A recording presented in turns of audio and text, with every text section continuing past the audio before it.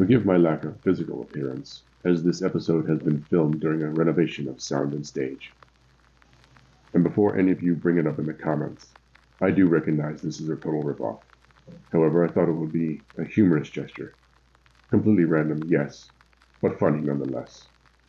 Moving on to the episode, as I have compiled a list of bitchin' songs and scores of the genre. Sit back and enjoy. From all of us, wishing you out there a very happy Friday the 13th.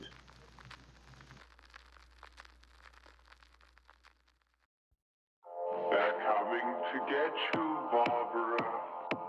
You know, it's Halloween. I guess everyone's entitled to one good scare, huh?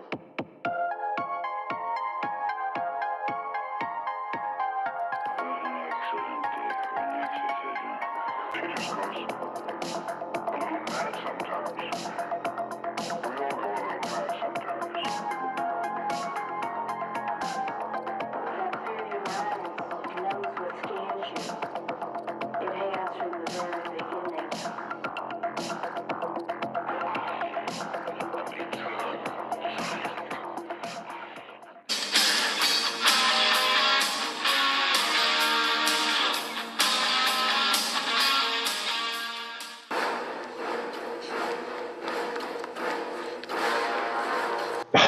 Got kind of a Jaws meets Pirates of the Caribbean energy, doesn't it?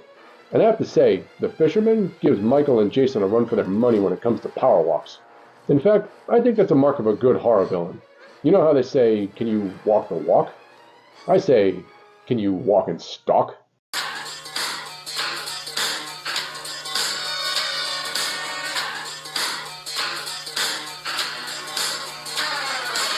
The music was composed by John Debney, who has a respectable resume in film, with many familiar works to his name such as The Cell, Passion of the Christ, Liar Liar, The Relic, and Hocus Pocus to name a few. You can definitely hear his influence throughout now that you know it. This piece in particular has some great strength, ratcheting up the tension to one of my favorite jump scares of all time.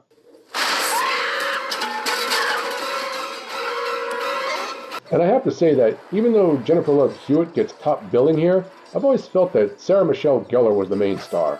Maybe not technically, but in my opinion, she earns it with this sequence alone, hands down.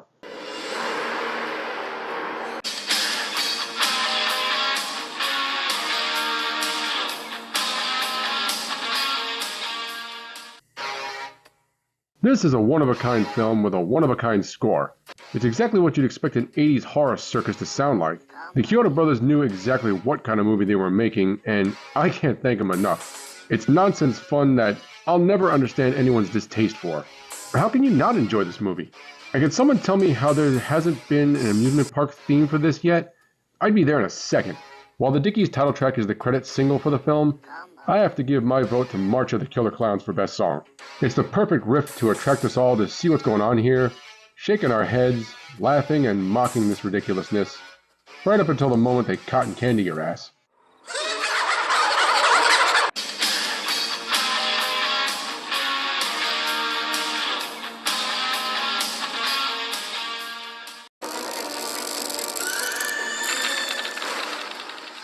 Now, as much as I wanted to stay away from familiar tunes, hoping to bring to light the less talked about pieces, there's some you just can't ignore. Still, I think it's a good look for you. Once it's grown out, I'm sure you'll love it. Back when horror was fun for the whole family. Not taking itself too seriously, it was the perfect blend of camp and creep, and you knew you were in for a good time. It's so iconic at this point, you're bound to hear the score, or at least some version of it, on nearly every generic Halloween music album, or while waiting in line at Six Flags Fright Fest, or whatever.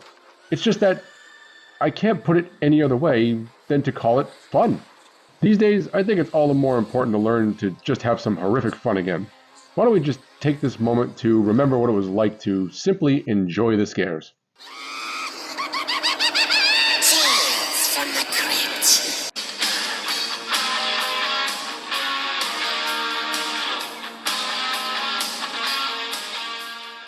Shifting gears now to something a bit more serious, Mindhunter is the Netflix series based on the book of the same name. It chronicles the conception and execution of the FBI's behavioral science and profiling unit, and their efforts of interviewing then the uncoined serial killers. The show is very grounded and unnerving, strongly dialogue-driven as only David Fincher can provide. And there's some great music sprinkled throughout that captures the time frame beautifully. The opening theme, however, is as disarming as these people are meant to appear. Spliced with disturbing blink-and-you-miss-it imagery while the recorder is being set up makes this the perfect intro to such a chilling show.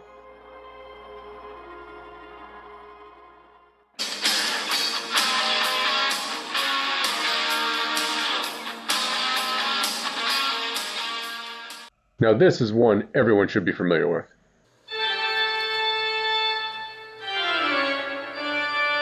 Such an iconic number that's become synonymous with all things terrifying. Bach's Toccata and Fugue in D minor has almost become the universal melody of horror. This unsettling score has been applied everywhere from The Phantom of the Opera to 1972's Tales from the Crypt to Gremlins, the list goes on. Now, I am not a music aficionado by any means, and full disclosure, I had to enlist the help of a friend to help me ID this piece, so we've all heard this tune at least one time or another, and you can't help but feel that impending sense of doom to come. It's a genuine classic, perhaps the first real creepy tune of all time. Certainly is such in the horror film genre.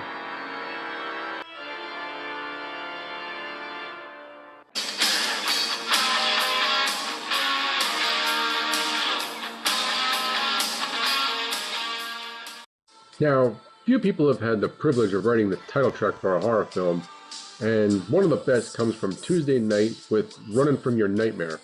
This is only appropriate being that Nightmare on Elm Street 4 is considered to be the MTV installment of the franchise, and Tuesday Night has a powerful voice that ushers in my favorite entry.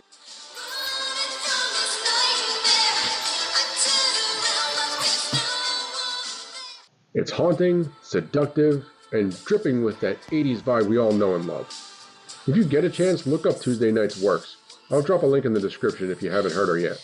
If you're a fan of Part 4, this is a must-hear for you.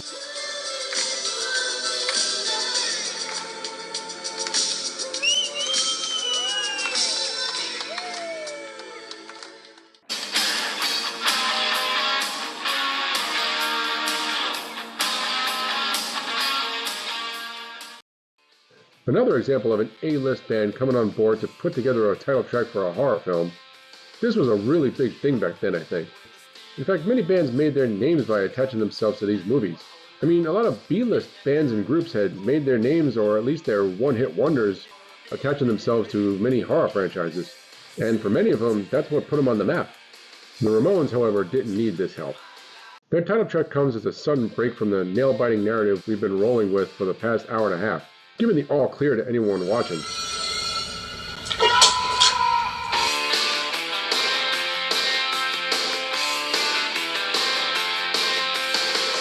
It's a really great song, and a stark contrast to the heavy tone of the film to break the tension, if ever so abruptly.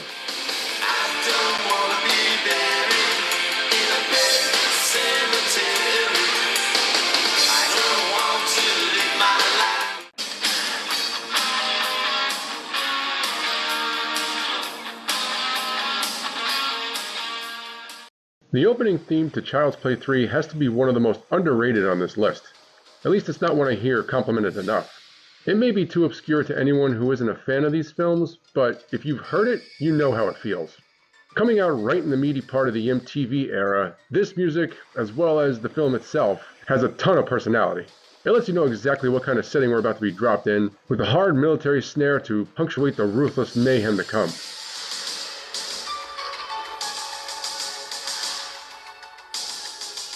It's a roller coaster from the first scene, and Chucky is really having the time of his life here. Oh, you gotta be fucking kidding me. For the longest time, this has been my favorite installment, and I think I can honestly lend credit to this score. It's always stuck with me. And to be honest, I sometimes listen to it as a mood setter for when I'm getting ready to write something. Like I said before, and the same applies here, it's just fun.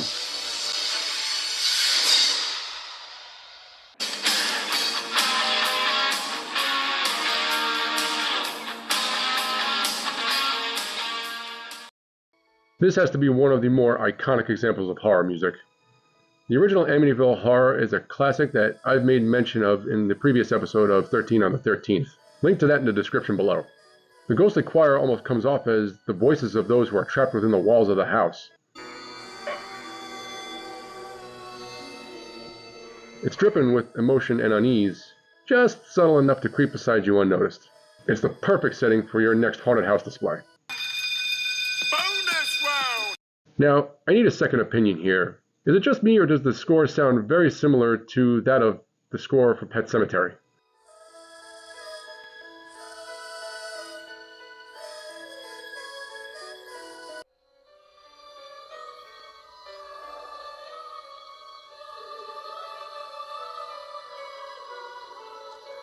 I can't help but hear that similarity, only with Pet Sematary playing in reverse.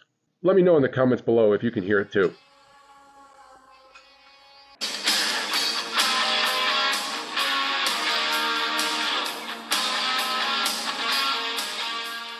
This one hits home hard.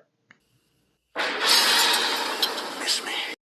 Its heavy, gothic tone that's a wonderful evolution in theme, perfectly complementing the much more sinister Freddy we get here.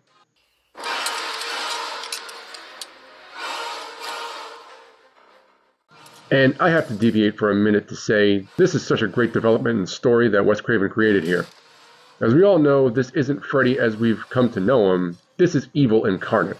A demon that has taken the familiar form of Freddy to invade our world. And the choir element captures this new rendition beautifully. It's such an overtaking score that will draw you in every single time. Almost as if Freddy, such as he is, could actually come for you. With most of the familiar cast returning to play themselves, this is meta done right.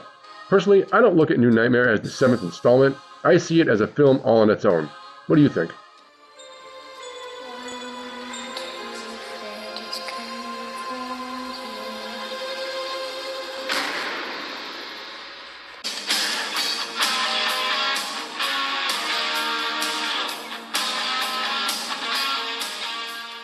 If I sound repetitive, then I do apologize. But what a time capsule of the 80s this is.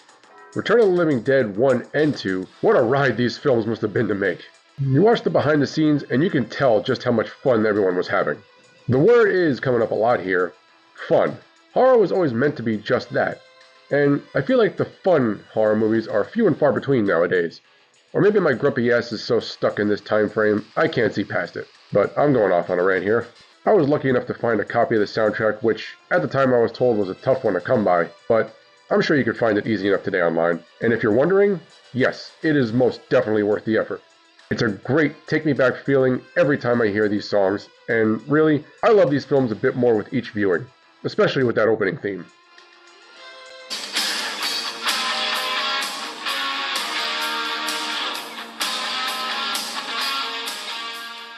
Another one of its time, capturing this haunting 70s melody, one you'd expect to be hearing from the abandoned house down the street. It's an unsettling tone surrounding the tall man, however, I've always felt it best reserved for the credits. A mood setter for the film, if you will, not necessarily to be used throughout. It's just my opinion, but I never really felt it fit in well within the film. That doesn't take away from its effect by any means. It's haunting, uneasy, going hand in hand with the unnerving nature of the film. Peppered with moments of shock that, again, don't really ebb and flow too well, feeling a bit clunky at times, which is why I say, I like the movie, but I love the music.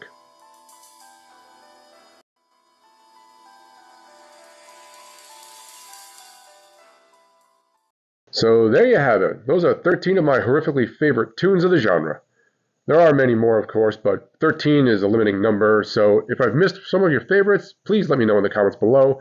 Don't forget to hit that like and subscribe button and share with your friends. I want to get your opinions here. Which ones did you like the most? What would you have included in your list? As always, thank you for checking us out. Happy Friday the 13th, and have a happy Halloween, and I will see you on the other side.